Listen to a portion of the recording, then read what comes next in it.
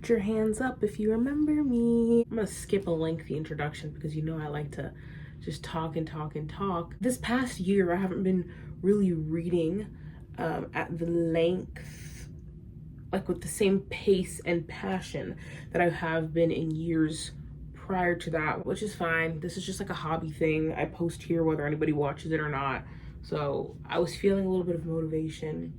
I kind of do miss that feeling of talking about books. And so I have a list of like, I don't know, the last like 15 or 16 books that I've read that I don't think I've talked about on the channel. And I'm just gonna like talk about them. Like this is just like good old fashioned sitting in my room with my phone recording. You're sitting on a stack of beautiful books here. What have I been doing since I've not been posting? I'm trying to lose weight,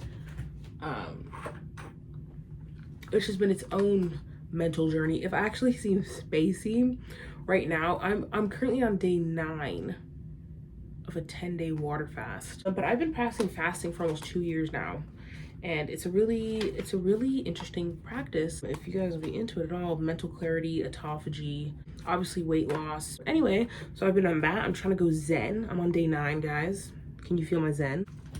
I don't think I'm achieving my Zen, but I feel good. I felt like a lot of emotional release on this fast actually. And I'm feeling like my creativity kind of juice is flowing, which is like I started big painting. I'm posting a YouTube video about books. I really do miss the feeling of like just sitting and talking about my books. So I just have my little notebook and I'm gonna start with some that I'm gonna talk about quickly and then get into the ones that I wanna talk about a little bit more. One thing that I've been continuously reading is The Leaves of Grass by Walt Whitman. If you've watched me even a little bit, you know I've talked about Walt Whitman like 300 times. I am continuously always reading this book, basically. I fell asleep to it a couple times the past couple weeks. I'm so in love with him. And if I ever do top 10 books of all time or like my favorite books of all time, just rest assured this is going to be on here, sneak peek, because I'm in love with him. One thing I do is I go on drives when I feel overwhelmed or oh my gosh, will my dog shut up, just like feel like too much going on. And I drove to this overlook of this lake where I live. This is like 2 days ago, and there was this man there and he was on the floor. And I was kind of confused, and I was kind of scared for him because just like as a woman especially, you have to be cautious about your surroundings, and me and him were like the only ones there. And so I'm like, what is he doing? I couldn't really see what he's doing. He's just like crouched on the floor. And when I walked past him, he was literally vibing. He had some beers out and like a bucket of colored pencils, and he was drawing pictures of fish and flowers. And he was like this older gentleman, and he reminded me of Walt Whitman. And I just stopped and talked to him for like 20 minutes. He was like really cool, and he was telling me all about his childhood in California, and he was recommending me like some music and stuff like that. And I felt just like I had a little Walt Whitman moment, because I'm like, before I stopped to talk to him, at first I was like, I'm not gonna bother him. The thought I literally had right before I decided, yeah, I'm gonna stop and talk to this man, was Walt Whitman would have stopped to talk to him. I kid you not, like that is the actual thought that I had. And I talked to him and it was amazing. It was amazing. And he said he's there a lot. And I'm like, maybe I'll see you again, my friend. Maybe I'll see you again one day. His name was Samuel. He was really cool. Shout out to Samuel. I reread the first novel of, I've talked about this book before too. It's like one of my favorite sci-fis of all time, and it's the Fated Sun trilogy. So I reread the first one, which this is the dust cover for it, or like this other part of it I have, which is called Kesrith, human contact friendship story. And I didn't read the other two. I don't know why, because the other two are like objectively better than the first one, but I just reread the first one and then like stopped rereading it. I'm not sure why, because the second and third one is where it really hits me emotionally. So maybe I'll hop back into that soon. Other mentions that I don't have too much to say about: Kitchen by Banana Yoshimoto. I almost have nothing to say about this book whatsoever. I have very, very vague memories of reading it.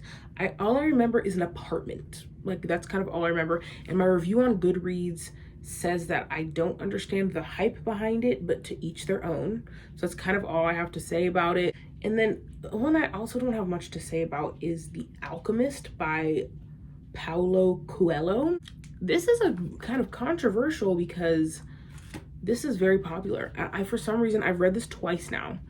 I do not get the hype behind this book, unfortunately. Did I already talk about this one? I might have already talked, but the cover I have for it is really pretty, which feels like a shame to me because I wish I liked the books on my shelves that have these beautiful covers. I just didn't like it. It feels preachy to me, like in the worst way. And it's supposed to be kind of like this folk tale, find yourself, you know, meaning of life type of thing, which usually I'm gonna eat up, but I couldn't eat this one up. Next book I want to talk about, Shogun by James Clavell. I was so excited to get into reading Shogun when I started it, but I DNF'd it at about 200 pages. I just finished reading like some Shusaku Endo books. I think I had read 2 of them and I'm like, I want more Japanese literature, or at least like set in Japan. And so I was super excited to read this. Also, somebody who I like usually have a very similar taste in books with highly recommended it and was like all over it. And I'm like, okay, this is gonna be it. It's like a long saga. It's big. Usually like I have this attraction towards like big books because it's like I get to sink my teeth into another planet for a while. The storyline was compelling, don't get me wrong. What I couldn't get behind, surprising enough, is James Clavell's writing style. And I don't know how to explain it very succinctly, but he felt very much like a man writing. And don't get me wrong, listen to me. Most of my favorite authors are men, so don't come for me with whatever I'm saying. But it was very like sparse, but in a way that like it like really annoyed me. And because the book is so long, I somehow I just couldn't hang in there for that long. It felt very like Dick and Jane. Is that bad? Like da da da da da. He did this. He walked down here. He did it. And I don't know why. Like I just couldn't sit through da da da da da for 1,200 pages. For some reason, just I don't know. Maybe at another point in my life, I would have just pushed through and read it. I think there are definitely other reading periods of my life where it wouldn't have been such a big deal and I would have just finished it. But I'm not in that space of reading right now, so it was done at DNF. Okay, the next book I want to talk about is The Inverted World by Christopher Priest. We have some, I think, 60s sci-fi here. Sci-fi fans, line up. I thought this book was really cool. This was my pick for my book club that I have with my friends months ago. The premise is there's this moving city. It's on these kind of like train tracks, these rails. The people have to continuously build this track to keep the city moving. We're in a dystopian post-apocalyptic environment, and if they don't continuously keep the city moving, they're gonna get like killed or encompassed by this extremely dangerous like gravitational pull on Earth. They're just kind of like continuously running in this cycle, this circle to escape this, you know, gravitational pull zone, which they can't survive in. And the book kind of goes into the civil unrest that the people start experiencing on this like moving city, kind of in the vein of, what is it, Snow Crash? What's that moving train? You know, it gets very political towards the end. I liked it. I had a lot of theories about it towards the end. Almost no one in my book club liked it, which I understand why for certain reasons. But there were some scenes that were very visceral that I won't forget. Even there's just one scene specifically that me and my friend always bring up because of how like funny it was and like how absurd it was. Like, say what you want to say about the book, but you're still talking about it, you know, months later because of one specific scene. Like there was something in there. The characters were weak. This is my problem with a lot of older sci-fi, especially a lot of older sci-fi written by men. The characters feel very flat. They feel emotionless. They lack arc. I love an emotional character. Gun to my head, I will always choose character over plot, but I kind of had to hang on more to the plot for this one, but it was I still made it to the end, and I still thought it was interesting. This is more of like hardcore sci-fi fans will probably be into this. I'm not like running to recommend it to just like any Tom, Dick, or Harry, because I don't think it's going to be everyone's cup of tea, but it might be yours. Just check it out. Anyway, that was The Inverted World. This next book I want to talk about is probably my favorites, one of my favorites, if not my favorite, from the past, year of reading that I haven't really been talking about books, and that is The Wild Things by Dave Eggers. I'm actually currently rereading this book as we speak because I love it and it is really just burned into my heart. But this is a novelization of the very timeless, wonderful, incredible, heartfelt, beautiful children's book Where the Wild Things Are by Maurice Sendak. I love Maurice Sendak. I love that book. I love the movie. I'm like all things like Maurice Sendak. I actually have like a little Maurice Sendak table in my living room with a whole bunch of like Where the Wild Things Are themed things. And I'm actually painting like one of the biggest paintings that I have done in a while based on the book right now, and maybe once I'm finished it, on this big piece of plywood that my friend he gave me. So I'm just always in the Where the Wild Things mood. But anyway, this novelization is kind of mirrored a little bit to the movie, and it captures this very like adult take on this children's book, and captures this like melancholy coming of age, channeling your anger into love, and feeling that kind of like childlike confusion inside of you, and doing something with it, and seeing the love in the world. And it is just so good. It is written in this way that it's very adult but very child at the same time. This kind of like a whimsical child like perspective, but with all these takes that an adult can read into deeper. And I love it. It's just so beautiful, and I'm obsessed with it, and I'm rereading it. And I wish I had my book with me right now, but it's downstairs and I don't want to get it. But I have this really cool special edition cover where it's like made of fur. It's a furry book and I love it. So I highly recommend that one. The next book I want to talk about is Almond by Son-Won Pyoung, and this one was a really interesting book. This one was also a book read pick, not mine, but one of my friends picked this one, and it's about a kid with a condition called alexithymia, which is basically a cognitive disorder where you have a hard time experiencing emotions. This was a very interesting book for me to go into because I'm such the opposite person. I'm like very emotional, and I really kind of appreciated reading a story about somebody different from me. And that's part of the beauty of reading. It's to experience something that's not you, to get outside your worldview. It's like one of the most valuable things you can get from reading books. So I was really interested. I had never really heard of this disorder before. We have this character, and he develops this friendship with another kid named Gon, who's kind of the complete opposite of that. He's like extremely emotional and extremely angry, and kind of like this outburst of uncontrolled feeling. And the friendship that they form, plus a couple other things that are going on in his life. I did have a couple problems by the end of it. Some of it felt unrealistic to me, and I don't know, reading more about the author's research into the actual disorder felt a little bit like subpar. And so I'm like, is this true? And I don't know, I just would have to talk to someone with alexithymia to understand if this was like an accurate representation of the disorder or not. And I feel like parts of it weren't. I don't have it, but there were just some certain things that I felt like, okay. It was good. I really liked it. It got more than 3 stars for me, I believe. But someone else compared it to The Curious Incident of the Dog in the Nighttime, which I just saw the play of recently at my local theater. And yeah, that one's about an autistic kid who just experiences emotions differently. Obviously, it's I don't know, but I don't know if I would compare them super similarly, but if that's kind of in your vein, I would definitely hop on and figure out if you would like it or not. Okay, let's talk about the Bronte sisters, because in this past year, I finally entered the realm of the Brontes, and I wish I did sooner. So I read 2 Bronte novels, one by Emily and one by Charlotte.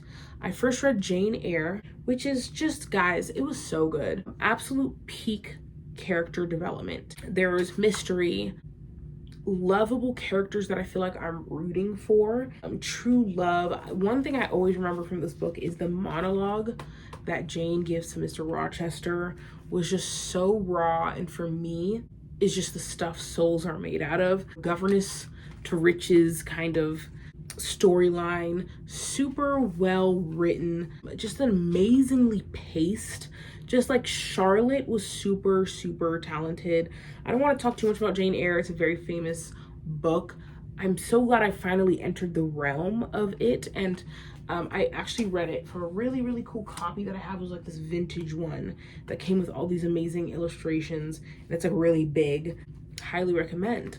Let's talk about the other Bronte that I delved into, and that was, I read Wuthering Heights by Emily Bronte. This one was also amazing. Gun to my head, I think I preferred Jane Eyre over Wuthering Heights, but I loved Wuthering Heights. It's super dark, super obsessive, a little bit absurd, but I ate it up. When I finished it, I literally could not stop thinking about it. The thing about this book, which I think makes it maybe a little bit under Jane Eyre, was the likability of the characters. Everybody in this book is absolutely despicable. Like, I'm not even joking. Like, there's not one character who you want to really succeed or is kind of a good person. Now, does that lessen a book for me? Or shouldn't there just be books about bad people? Yes, but you know, I'm just like a sucker at heart. So I always love something to love or somebody to love, but it was absolutely like diabolical. Like, this whole storyline was so crazy. But even when it ended, for weeks, I could not stop thinking about it. And I really wanted Heathcliff and Cathy to be together, even though they were horrible. Like, I'm like, they need to be together. And I kept listening to the Kate Bush song, Heathcliff, it's me, Cathy. I'm outside your window, baby, and it's so cold. The Bronte sisters are very interesting, and I want to know more about them as people. Very interesting. I think Emily was the more recluse. All of them died very tragically young. All of them were super talented. They have just a weird backstory, and I need to know more about them. But I highly recommend the Bronte sisters, and I will be continuing reading them. Let's talk about this one that I read. It was such a while back, but I read Waiting for Godot by Samuel Beckett. This one it's weird. Basically absurd Irish existentialism with a lot of references that I know that I missed, but I loved it. Is it Didi and Gogo? Are those the main characters? Didi and Gogo are just these weird people, and they come across each other, and they're waiting for a man, and this man's name is Godot. And the whole book is these kind of absurd conversations they have while they're waiting for this elusive figure named Godot. I feel like it's something I need to reread, but it's something you kind of just have to, it's a book you kind of just have to give yourself over to and just sink into the madness a little bit. I really enjoyed reading this. I felt like I was just kind of entering something I didn't fully understand, but I enjoyed the ride, and they had a lot of interesting conversations in between them. I think I need to reread this with maybe a little more context, maybe a little bit more Irish history or something. At the end of the day, guys, we're all just waiting for Godot. So moving on, we got a hard hitter here. I read Tar Baby by Toni Morrison. Obviously, it's Toni Morrison, so I already know I'm going to be reading and raving. I honestly wish I talked about this book sooner after I read it, because I feel like a lot of my thoughts and memory has now escaped me because I waited too long to talk about it and document my thoughts on it. While I do wish it was fresher in my memory, I can still tell you it's an amazing novel. Basically, we have this woman named Jadine. She's this upper echelon Black woman who's like a model and has a French education, and she's sponsored by this white couple that she lives with. She's the daughter of their servants, and they kind of sponsor her. enter into the picture a man named Sun, who is a Black fugitive who escapes off of a ship nearby and hides in one of the rooms in their house. Jadine meets him. They kind of start a relationship. A lot of nuance to this, obviously. Beautiful, beautiful prose. How can you? It's Toni Morrison. She's the queen. Toni Morrison is so good at subtlety and making you feel like uncomfortable in a very quiet way. And you know, there's a lot of cross intersectionality talk going over here, race and status and identity and stuff like that. But please go read it. I also have a really beautiful copy of this novel, which I don't know where it is right now. Okay, another one I read, this will be a quick review, but it's called Will You Share With Me by Walter Rinder. This was this kind of like 70s peace and love, living in the forest doing mushrooms poetry collection. It's like, it has like, nobody's ever heard of this. I think I picked it up in like a book bin. I liked it for the moment I was reading it. It's nothing that I'm going to take with me for the rest of my life, but I do love that like very easy like peace and love 70s vibe. But I only claim part of that kind of culture because sometimes it just feels too easy to me. The whole like peace and love thing is so, I feel that on my soul, but sometimes I feel like that part of the 70s culture, like this idea that spirituality comes from doing shrooms in the forest is very, does a disservice to what I think true spirituality is, which is tedious and hard work and boring. So I hate this idea that you can like reach nirvana by like doing nothing. I think part of the journey to nirvana is nothing, but not in the way that I think Walter Rinder thinks. I don't think he was specifically talking about drugs or anything inside the book either. I'm just like making an overarching commentary on like the time and the vibe of the novel or of this collection. But I did like it, and I love reading small works like that from people who I know are just like me, maybe just sitting in their room with a pen and scribbling something. So I had a moment while I was reading it, and I will cherish the moment that I was reading this novel. Let's talk about my next pick, which is The Secret Garden by Frances Hodgson Burnett. I loved this, guys. I wish I had read it sooner. This is a famous children's novel. Honestly, the craziness of like the downgrade in children's literature from like 100 years ago to now is absolutely crazy. This book is beautiful. And if you haven't hopped on this wave, you need to hop on the wave of The Secret Garden. It's just like requited love and botanical magic. It's about a little girl whose parents dies, and she goes to live with like her uncle. I think it's her estranged uncle, and she makes friends. She learns about life and love and loss, and she falls in love with nature. And I don't know why, I actually felt myself tearing up. It's so simple and so beautiful, and prose was amazing. The story was so heartfelt. My favorite little hypochondriac of all time exists in this book. Everybody learns a lesson. It doesn't feel forced. It doesn't feel fake. It feels also whimsical. I love books with kids as the main characters. It just does something for me, especially when you can tell the author like knows what they're doing and they know the perspective that they're writing from. And it was just kind of the perfect read, guys. Like, you need to read The Secret Garden. Okay, Sunrise on the Reaping by Suzanne Collins. I have kept up with the Hunger Games books, guys. I read Ballads of Songbirds and Snakes, loved it. The original trilogy, absolutely amazing. It was a cultural phenomenon while was I in high school? Maybe just beginning high school, when they were like just happening and that whole dystopian wave, teenage wave was happening. But these books are really genuinely good. It's not just like teenage hype. These are like really good, interesting stories.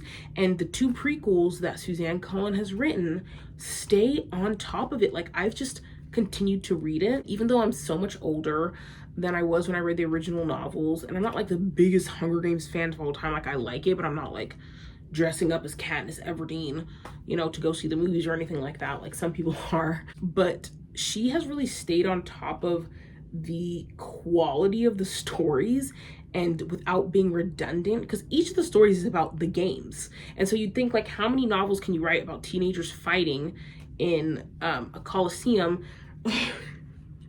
But she stays on top of it. Each of them are compelling. Each of them are different. Sunrise on the Reaping is about Haymitch, which, you know, we first get introduced to him in the original trilogy as this kind of drunkard who's this reluctant mentor of Katniss and Peeta. And this is his backstory. And dang, it was good, guys. It was so good to see kind of the genesis of who he was as like a young 16-year-old and what he went through to become the Haymitch that we see in the original trilogy. Genuinely compelling, genuinely interesting. She's not like the most amazing, like, you know, I'm not like reading this and like bookmarking passages to come read again, but she has stayed on top of it. I'm telling you, she stayed on top of it. And if you are at all interested in the Hunger Games, you need to just keep reading. And I usually hate prequels and stuff like that. Like, I don't want to go back in time and do all this. Her, whatever she puts out, because she's 5 for 5 right now.